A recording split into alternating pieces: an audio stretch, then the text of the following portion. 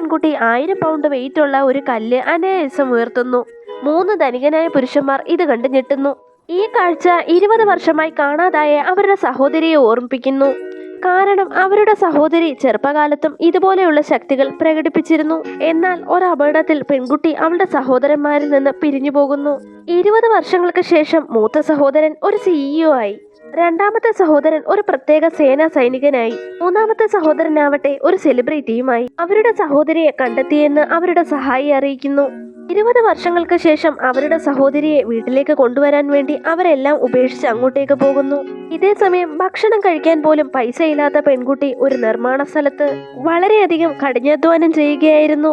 തന്റെ കാമുകന് ജോലിക്കയറ്റം ലഭിച്ചതായും അയാൾ ഒരു മാനേജർ ആയിരിക്കുന്നുവെന്നും സഹപ്രവർത്തകൻ വഴി അവൾ അറിയുന്നു. പെൺകുട്ടി ഉടൻ തന്നെ കാമുകനെ വിളിക്കുന്നു. എന്നാൽ അയാൾ ഇതിനോടകം തന്നെ അവളെ ചതിക്കുമായിരുന്നുവെന്ന് അവൾ അറിഞ്ഞില്ലായിരുന്നു. അവൾ വീട്ടിലെത്തിയപ്പോൾ കാമുകന്റെ അമ്മ അവളുടെ കരണത്തടിക്കുന്നു. ദരിദ്രയായ പെൺകുട്ടിയോട് അവർക്ക് വെറുപ്പായിരുന്നു. കാമുകനെ കണ്ടയുടനെ തന്നെ അവൾ ഓടിച്ചെന്ന് കെട്ടിപ്പിടിച്ചു. എന്നാൽ അയാൾ അവളെ വെറുപ്പോടെ നോക്കുന്നു.